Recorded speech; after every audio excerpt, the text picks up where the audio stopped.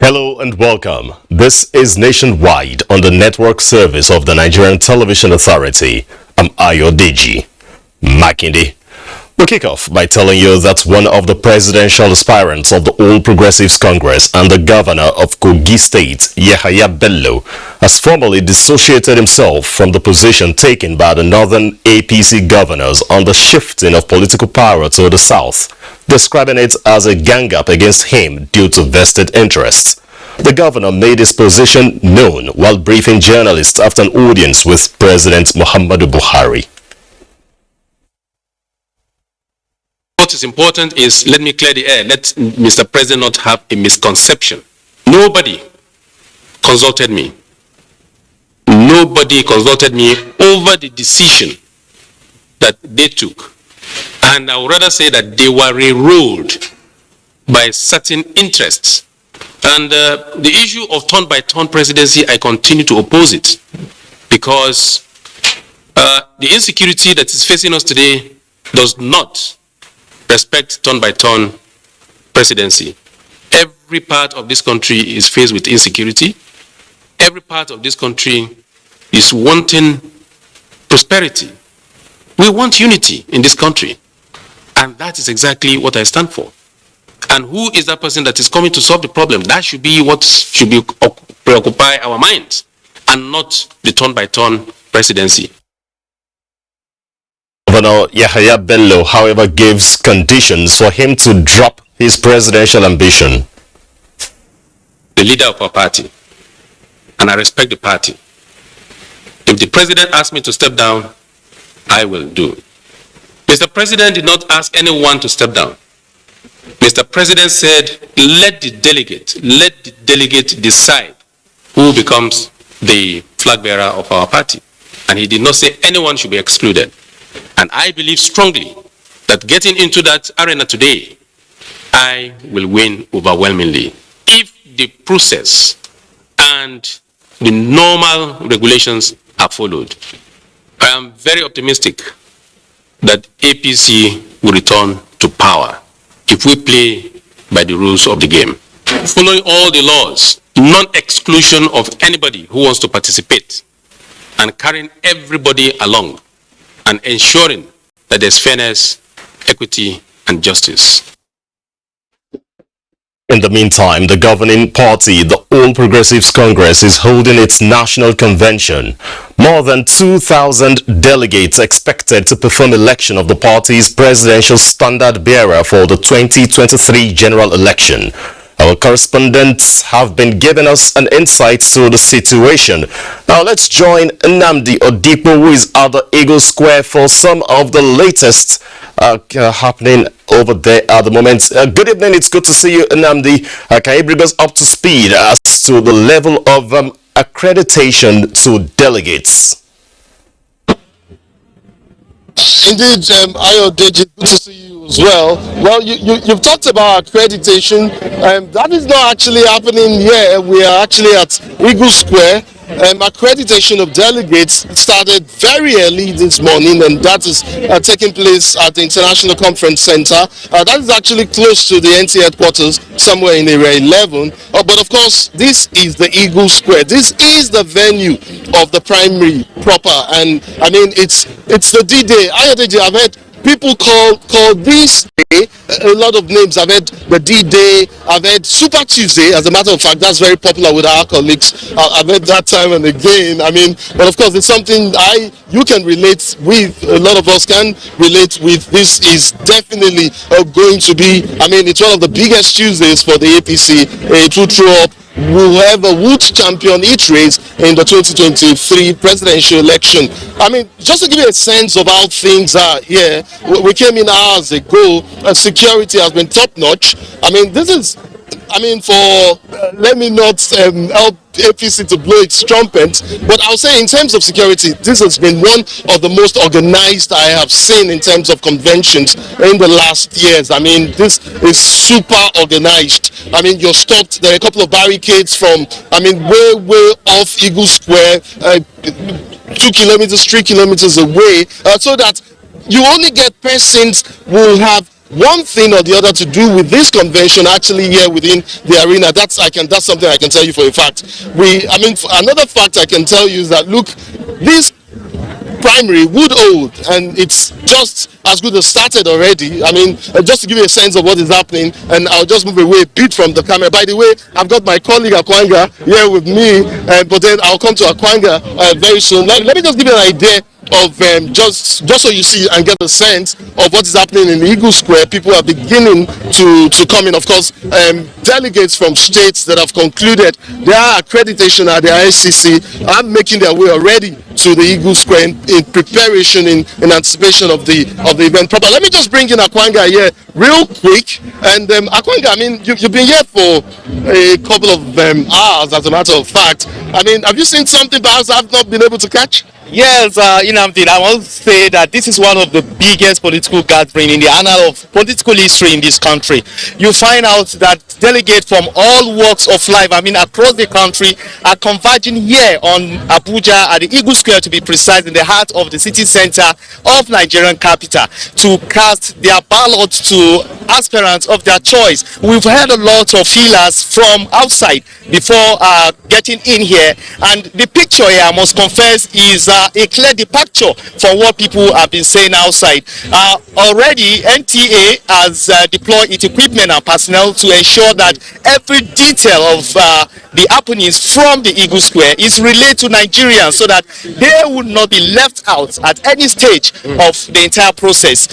Indeed, yes. I know for sure that one of the options that cannot be ruled out as far as this convention is concerned is consensus. But for now, we have a scanty information about what is going on at the party level. So we're going to restrict ourselves basically to what is happening here.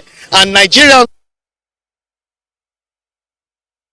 we're going to dish out to them as far as the process kickstarts. Very well, very true, Ayodeji. I mean, talking about being on ground, I mean, we've been here for hours, we're strategically positioned. I've got Ruth and Ajia somewhere within the square. I think they are to my far right. Let me just quickly bring in Ruth and Ajia so they give us a sense of what is happening in their own part of Eagle Square. Ruth, Ajia?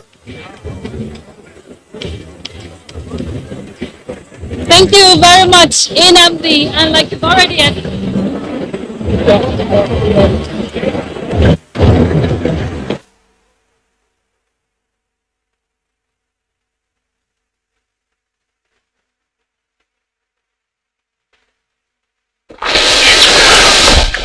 Well, we seem to be having some audio challenge. I'm connecting with Ruth Aguele and Abdullahi Ajia. But back to you, Namdi. If you can still hear me, I have a feeling that Super Tuesday, just like many of you out there, you've adopted, will be a day of decision making for most of the delegates. But having observed their mood so far, are they depicting any of most of the permutations that have been in the political discourse over the last 24 hours?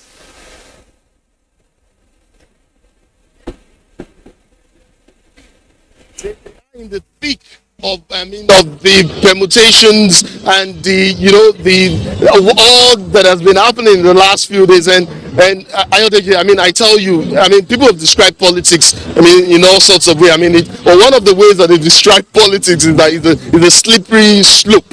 I cannot begin to tell you just how things. I don't want to be in their place right now, the candidates, but we do know, like Akwanga hinted, that there are consultations ongoing, there are alignments being made, realignments being made as well. But we've tried to get a sense of where some of the delegates are. As a matter of fact, they are close-lipped, tight-lipped. As a matter of fact, I did talk with Akwanga earlier, or rather, was it Akwanga, one of my colleagues actually, and then I said, look, I'd like to go from 10 to 10, from state to state, and just get a sense of where these delegates are. But I tell you, by the time I went to like three states, nobody was talking to me.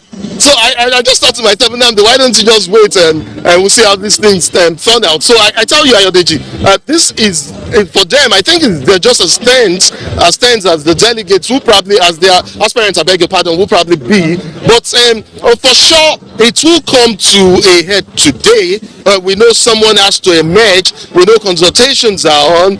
The party and the party's leadership, state governors from the north, as well as state governors from the south, have been on and about, trying to get some sort of consensus. We know they're still about that. But let's see what happens in the minutes leading up to the official opening of this convention, special national convention of the APC, and then we'll just take it from there. Ayodeji.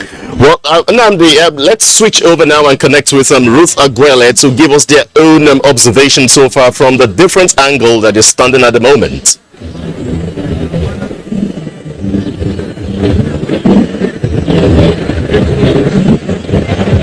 All right, thank you very much, Ayodeji. Earlier, we sincerely apologize. We couldn't hear. I was told actually that you could not pick our audio from the studio.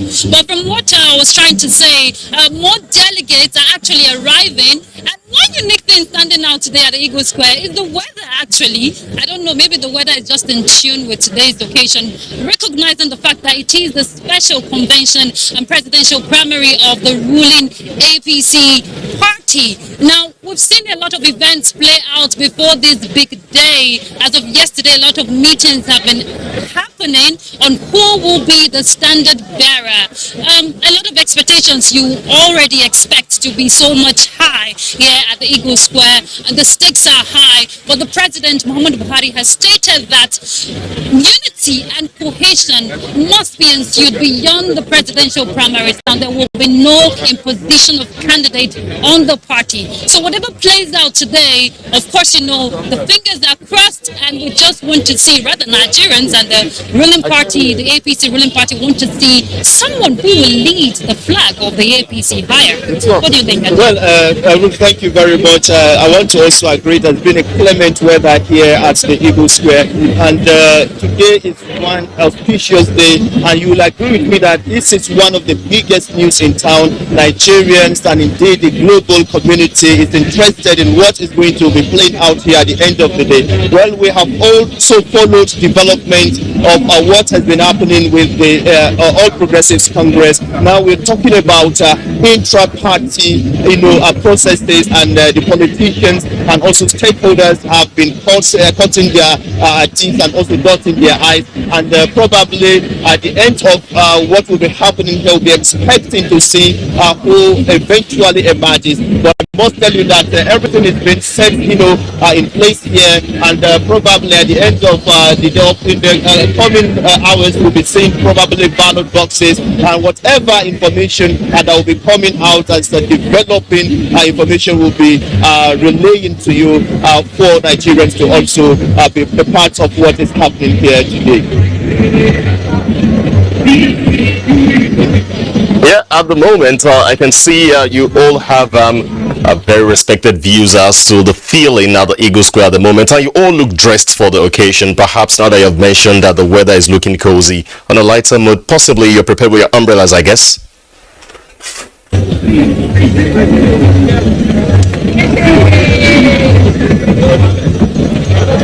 Nnamdi, I guess that surely, and of course I promise this to be a long night. Surely we'll be keeping tabs on our team of reporters on ground at the Eagle Square. Nnamdi Odikpo, Ajia Abdullahi, Ajia Ruth Aguele, and of course Abubakar Akwanga for the All Progressives Congress at Eagle Square. Now back here in the studio, let's also tell you it promises to be quite a long night for the APC governors on the eve of the party's special convention and presidential primary. Part of their strategic consultations informed this meeting with the National Working Committee of the party's National Secretariat behind closed doors.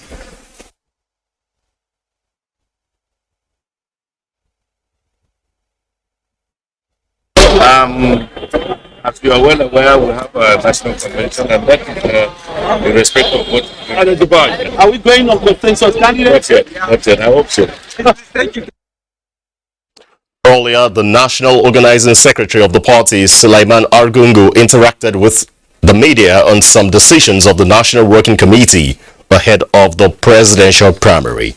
A consensus candidate for the APC National Convention, and that is just for the information he gave us, but it's not issue that has been discussed on the floor of the NWC.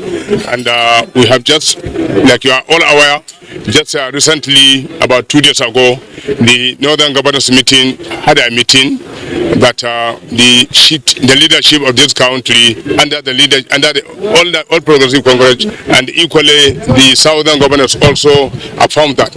So we, as members of the NWC, we are also with the governors on what they have said, and that's some minutes ago. The governors in the north have gone to the presidency and have just believed the press that they are still on what they said with regard to the power shift to the south. Well, Super Tuesday, that's what today has been tagged as we expect to see the standard bearer of the All Progressives Congress. Let's go for a break on Nationwide. When we return, more stories ahead. Stay with us. You're welcome back. Time now to join Adeola in our Lagos Network Center for more reports. Good evening, Adeola. It's over to you. Good evening, Ayo. Thank you and welcome to Lagos. What one eats has direct effect on such person's health. This makes promoting food safety paramount. It is against this background that the United Nations General Assembly set aside 7th of June annually to mark the day with the aim of drawing global attention and mobilizing action to prevent, detect and manage foodborne risk and improve health. As the world marks this year's International Food Safety Day, Diana Ajalo examines the level of food safety and preservation in Nigeria. Uncontaminated food promotes good health. Little wonder, the United Nations tagged this year's World Food Safety Day, Safer Food, Better Health. This is an avenue to strengthen effort towards ensuring that the burden of foodborne diseases is reduced, if not eliminated. We must make sure that we fix our electricity problem. So those foods that usually get perished easily, be able to store them in those cold rooms so that when the food are off season, they will be able to bring out those foods they'll be able to store. It should start from the farm. What kind of chemicals is being used on our food? It's because it is adversely affecting the human health. Can the policies around synthetic fertilizers and synthetic pesticides be changed a little bit? Findings by the World Health Organization, WHO, shows that foodborne diseases affect 1 in 10 people globally each year, ranging from mild to deadly. The good news here is that this can be prevented. A lot of illnesses are induced by malnutrition. It's really very important that people have this awareness that they should eat natural, because it will help you to naturally fight, you build up your immune system and fight diseases. World Food Safety Day celebration was established in 2018 by the United Nations General Assembly. It is jointly facilitated in collaboration with World Health Organization, WHO, Food and Agriculture Organization of United Nations, FAO, and member states and other stakeholders. In Lagos, Diana Ajale, NTA News. The killing of worshippers at Owo, Ondo State, is still generating reactions from Nigerians. Annie Daniels reports that the Lagos State Chairman of the Christian Association of Nigeria, Bishop Stephen Adegbite, and others condemned the act with a call on relevant agencies to put measures in place to not only arrest perpetrators of such heinous act, but also discourage a repeat. While Nigerians grapple with the shock of the several insecurity challenges across the country, some gunmen invaded and shot dead worshippers at the St. Francis Catholic Church, Owo, Ondo State. This recent development has caused some parishioners to be apprehensive and discouraged from going to church. That place is supposed to be the safest place, but now it's like it's a place that people dread to go, and it's very, very sad. Is there security at this post, that is by the gate side, because they can't just come in unaware? In most other countries of the world, you'd have had some kind of tip-off or intelligence report. There would have been surveillance. You'd have known that there were groups gathering with some motivation or the other. They would have been infiltrated. And community policing must be more realistic, especially in Lagos State at this time. The governor inaugurated us, and we are yet to meet for once. The immediate past commissioner of police did not call any meeting. The new one has not called any meeting. But the time to call that meeting is now, so that we will know people who are living with us. The clergy are therefore calling for more proactive measures to curb the excesses of these killers. And I have meetings with Sultan of Sokoto, the president of Ghana, and others. And when you go to them, you will know that these people are not attacking or killing only Christians. And that we must correct. They kill Muslims because their aim is not just Christian. Their target is not just Christian, but they kill other people as well. Eventually, maybe every public space may have its own small militia that can respond to people who come to attack them one way or the other, so that we all can feel safe and we all can protect ourselves. One sure way of discouraging the killing of innocent Nigerians, my respondents say, is by punishing offenders and establishing a very active community policing. In Lagos, Annie Daniels, NTA News. Those are the stories from Lagos for now, but do not forget to follow this news broadcast live on our website at nta.ng/alllive and on our other social media handles displayed on your screen for updates. Nationwide will continue with Ayodeji in Abuja. Thanks, Adiola, in our Lagos Network Center.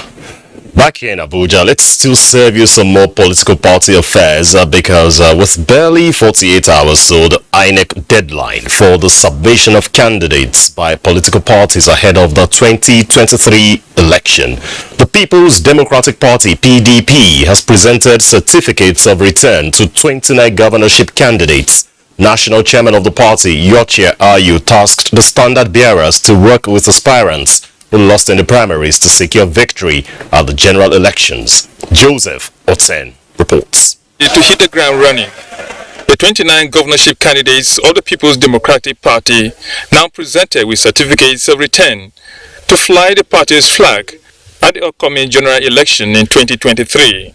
National chairman of the party, Yochie Ayu, believes the credibility of the candidates will brighten the chances of the party to gain not less than 25 governorship seats at the end of the 2023 general election.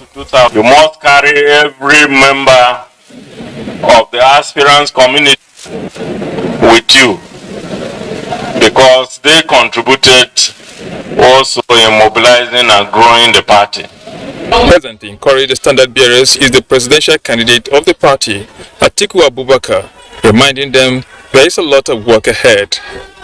I will make sure we work together as a team in every state of this country to enthrone a PDP government.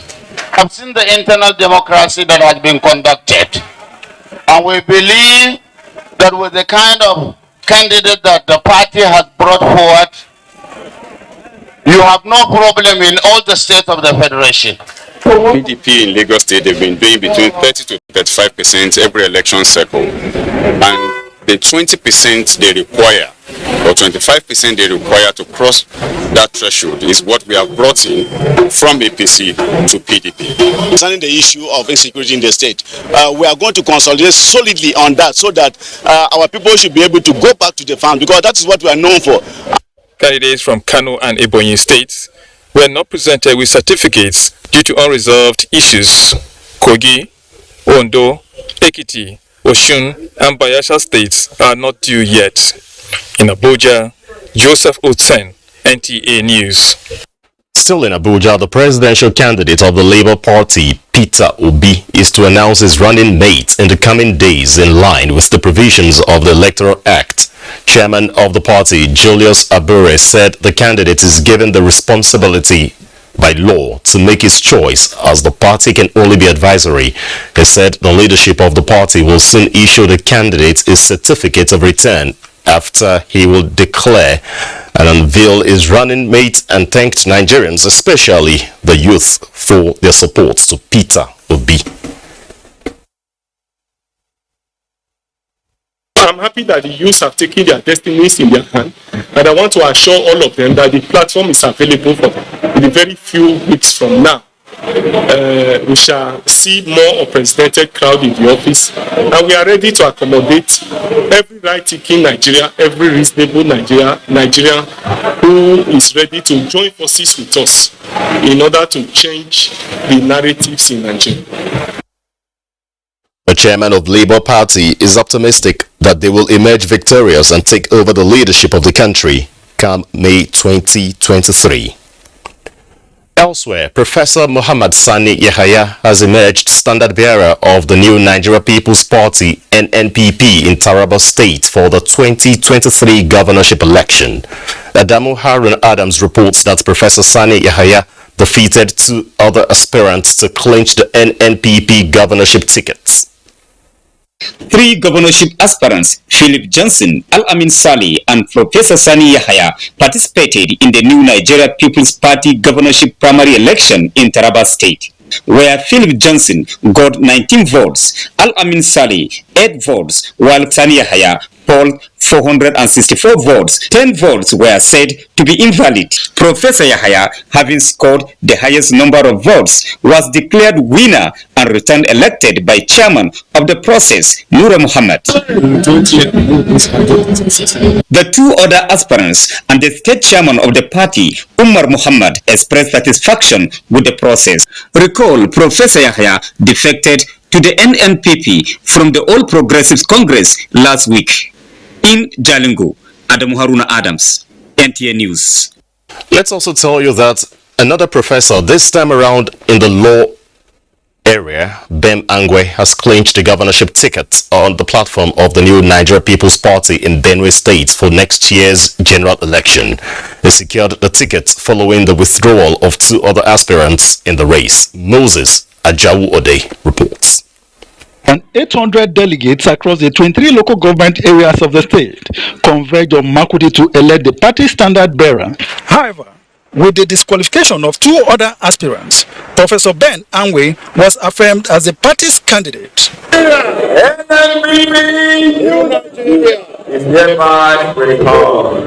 I'm not feeling that I'm a victim. I'm feeling like someone who has been given an assignment. I accept this assignment, and I want to assure the people of Benue State that I will do exactly what they expect me to do. Zombi senatorial candidate and a member of the House of Representatives, Mark Billa, expressed hope in the party.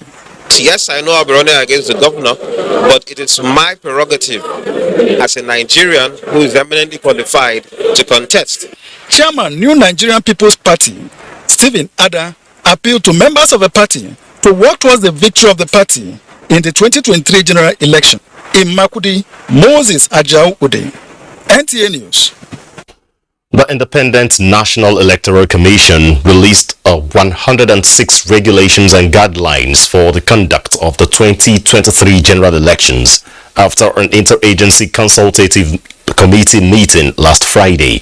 Guests on Good Morning Nigeria commending the electoral framework insisted that the BVAS, which has been raising concerns, would reduce multiple registrations and nip in the bud inaccuracy in the political party's registration. INEC guidelines for the 2023 general elections was received with so much anticipation to right the wrongs of the electoral anomalies. But political commentators and the civil society groups are calling on the electoral umpire to involve traditional and religious leaders in protecting the process. They commended the beavers' technology but spoke against communal collusion in bypassing the beavers. You can be prosecuted and jailed for dereliction of duty. It's one of the few instances in a Nigerian criminal penal jurisprudence where dereliction, act of omission or commission, which ordinarily would be termed negligence, that has been criminalized. So if you do it voluntarily, then but if you knowingly do it, but if you're compelled to do certain things, once you go to an area of safety, your duty is to report it. See what happened. They were, however, optimistic that the technology will facilitate a more successful process come 2023 elections. Now, voters are not allowed to take their mobile device or any camera device to the polling booths. And what this means is we probably can use this to curb vote buying and vote selling. Curbing also ballot box snatching, So if you're a corrupt politician that always leverage on the fact that a lot of young people are unemployed, if you snatch the ballots, the results have been transmitted automatically. So the problem is not my generation. We use technology positively. Let's talk to the corrupt politician. The electronic transmission of results will save us so many things. What it means is that there will be provision for you to compare what you have manually and what you have electronically, and that will now reduce discrepancy in the results, and that will equally reduce what it means to, by extension, reduce what we'll have maybe as evidence before the tribunals. In Abuja, Ekemini Williams, NTA News. Let's move on from stories concerning the 2023 general elections and tell you that the Universal Basic Education Commission is set to conduct the 2022 National Personnel Audit in two phases between 6th of June and 23rd of July 2022. Abdulmalik Hassan reports.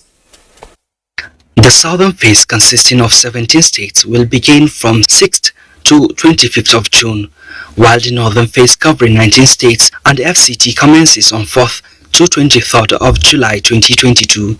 Series of consultations were held in the past weeks for the successful conduct of the National Personnel Audit.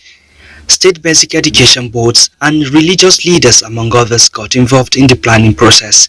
An analytical period to update the basic education database. We were able to generate list of all schools in each state.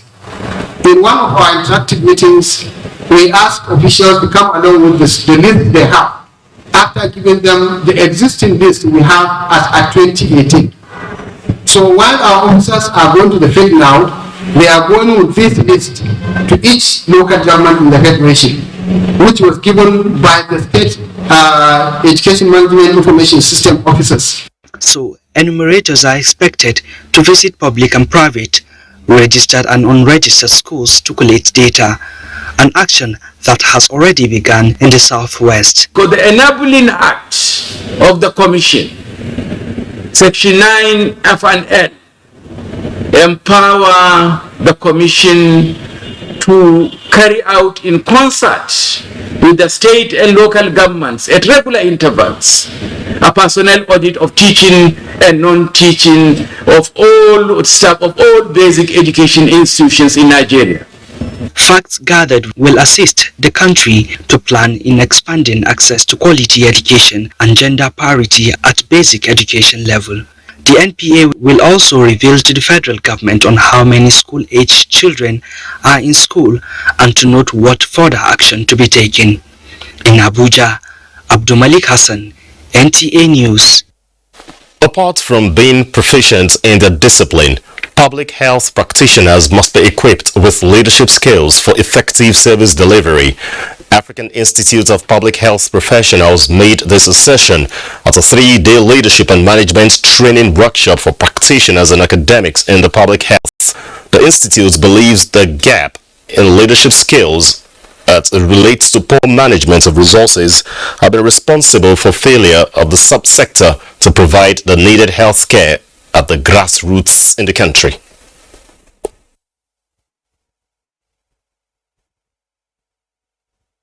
The Institute notes the need to strengthen the performance of health professionals through enhanced leadership and management skills within the challenging global health environment. There is a challenge in health sector, the leadership crisis. It's not only in Nigeria,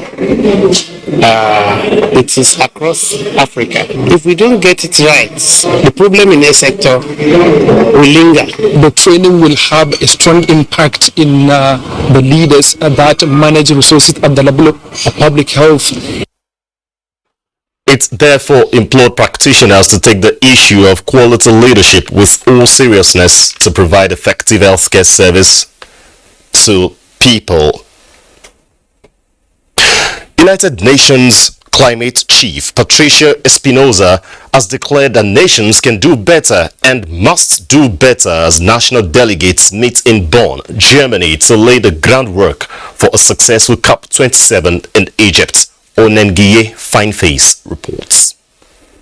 Governments of parties to the United Nations Framework Convention on Climate Change are meeting for the first time since COP26 in Glasgow, which saw the operational details of the 2015 Paris Agreement successfully finalized, paving the way for its implementation. The focus in Bonn is on work in key areas of mitigation, adaptation, support to developing countries, particularly finance and loss and damage. Speaking to delegates at the opening session, UNFCCC Executive Secretary Patricia Espinosa said political level interventions and decisions are needed to check climate change, which is progressing exponentially.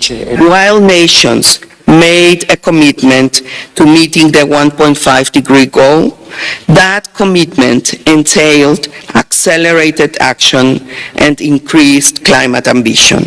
Climate change is not an agenda we can afford to push back on our global schedule.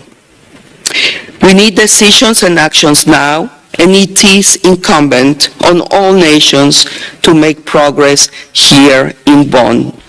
Nations are expected to show how they would begin putting the ambitious Paris Agreement into practice at home. Onengiye Fineface, NTA News.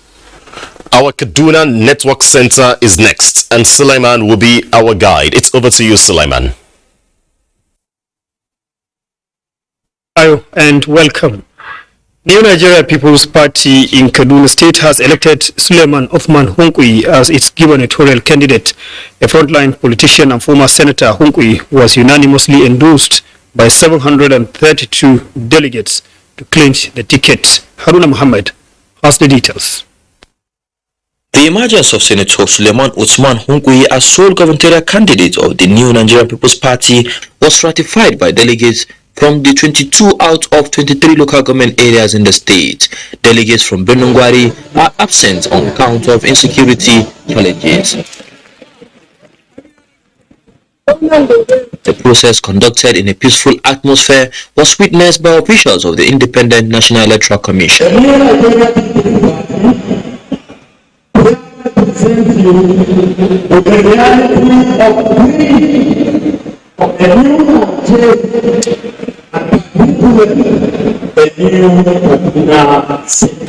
Meanwhile, the party has announced the emergence of Mr. Mekaya Takwat as candidate for Southern Kaduna senatorial seat, while Umar Ahmad Tijani to fly the party's flag for Kaduna Central senatorial seat, and Muhammad Abdul Karim Yakasa emerged as candidates for Northern Kaduna senatorial zone.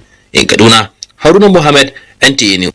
And the federal government is scaling up collaboration with multinational agricultural partners and expanding reach out to farmers with a view to maximizing efficiency in farming productivity. Elizabeth Yila in Kano reports on the promise such initiative holds for the future of agriculture. The days are fast going. The rains are yet to stabilize. The farms are dry with no sign of the rains. Farmers are becoming more apprehensive with every passing dry day. Government and its partners are, however, on top of the challenge, looking at more efficient ways to face the changing patterns of the rains. Gathered here are government agents and research institutes with their latest discoveries of seed varieties suitable for the changing patterns of the season and for improved yields. It is a technology and seeds access fair that brings to the doorstep of the farmers critical information and inputs believed to be ultimate secrets for revolutionizing crop production and profitability. Farmers in most cases don't even know the new varieties we are developing in Nigeria. We did a study in 2019 and we discovered that the challenges smallholder farmers have is access to quality seed. Not even the affordability, it is availability of seed. So the seed fair is a platform that allows farmers to have access to the quality seeds they want to grow. Both the enthusiastic farmers and their community leaders are elated by this great promise as they vow to avail themselves of its immense benefits. I'm sure our farmers have already learned the very important seed in their farming. The program will develop much in terms of agricultural production. Introduction of new seeds to our people and we welcome it. Stakeholders in this project, especially benefiting farmers, are now optimistic in a brighter farming future. In Kano, Elizabeth Yila, NTA News. And with that report is back to Ayodeji in Abuja for more stories. Good afternoon. Thanks, Sulaiman in our Kaduna Network Center. Another break beckons on Nationwide. When we return, more stories. Please stay with us.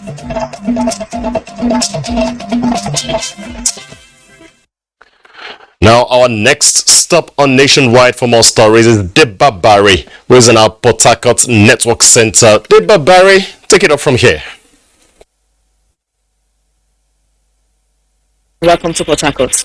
The desire of most Nigerians for good governance in the next political dispensation might be endangered if necessary steps are not taken to check vote buying the electoral system. Kingsley Amajo reports. Primary elections are usually platforms where political party members elect candidates to represent them at the general election. Ideally, aspirants are expected to meet their party members to seek their support by way of their manifestos in order to get elected as candidates. Regrettably, however, the primary election of some political parties ahead of the 2023 general election is replete with allegations of vote buying. It starts from the people. You understand? The people have this mindset that no, why would you want to give me money to serve you? Doesn't make sense. You understand? Doesn't make sense. So I mean, the people should rise up against this and say no. Monetization of any democratic or political process tends to rebuff the credibility of even the aspirants. This, to some critical observers, is an invitation to bad governance in the event that such candidates win. No participation. So the delegates often take what they get. So I don't know, they should not try rules. The politicians will do everything to succeed and still oppress the system. So money politics is part of our system until there are strong legislation to checkmate the system. To some others, the electorate must be wary of the implications of vote buying and its consequences on accountability in governance. You that accepted to be bought, you make yourself vulnerable. Because that money they gave you today, you will not see it tomorrow. Consequently, when your road is bad, you don't complain. If you don't have electricity, don't complain because you have been paid for it. For example, I heard they were paying delegates $13,000. Carry the money go buy generator now. If you like, you know this. And you complain about light. For proponents of good governance, civil society groups, the National Orientation Agency, and other lovers of democracy should begin the campaign against vote buying and the need for political party candidates to present their manifestos on how they intend to practically handle key societal issues and allow the electorate to decide on who can do the job better. In Port Harcourt, Kingsley Amadew, NTA News. One critical sector that the Buhari-led administration has continued to match words with action for the past 7 years is road infrastructure. In a Akwa state, for instance, not less than federal roads have been completely dualized and handed over to the people, while others are at various stages of maintenance. Chairman Barikun reports on how some maintenance efforts are helping the people as a range increase. But in fact, we've been finding it so difficult to access this route. Presently, we are enjoying the route. This is now the Untitled Road, providing access for commercial activities to 5 local government areas. It is one of the President Buhari legacy projects in Akwa State. By this time every year, it is always difficult passing through these roads and many other federal roads in the state. But all these are now history due to aggressive maintenance. Continuous maintenance, what we call routine maintenance, it's only been taken place on these roads. If you go around some of them, you will see some routes that have been engaged by federal government on this road. Clearing the bench, removing block drainage and culverts. It's a continuous exercise because the greatest enemy of our road is water. The Akwa state government is complementing this effort through various interventions. Most of our roads, we have outward drains that take this water from the immediate environment to the natural brooks. Managing water in this environment is a very serious matter. As the 2022 rains intensify, Nigerians in the state are sure of hitch-free trips on these roads, given their present state. In the Yo, Clement Barikun, NTA News. And that's it from Port Harcourt. Back to Ayo for the rest of the news. Thanks, Debabari, and of course we sincerely apologize for some audio challenges that we had and audio quality from our Port Harcourt Network Center. Gombe State's government is taking precautionary measures to avoid grounding of the Gombe International Airport. Emmanuel Akila reports that this is with an intervention by the project implementation, monitoring and evaluation committee tasked with routine maintenance to ensure all projects give value for every taxpayer's money spent. Gombe International Airport, established in 2008, faces challenges of maintenance, but not so much to bring its operations to a standstill. However, with increasing operational difficulties, an intervention was required. Besides grounded security gadgets, healthcare facilities, and emergency equipment challenges, excess rubber on the runway, which have not been removed since establishment, are also begging for attention. A very serious, immediate intervention on the advancement we are recording so far in the airport compared to previous days. If we are not able to attend the standards that the present management has been striving for since they were inaugurated, it means we are losing the airport on grounds of our inability to meet the required international standards. We should be able to have that maintenance culture at the back of our mind. That His Excellency decided to put up this task force. It is not out of place. It's because he has tried everything within the last 3 years to see things changing. If you go to the power room, you will see a new generating plant that he purchased just March this year. In Gombe, Emmanuel Akila, NTA News.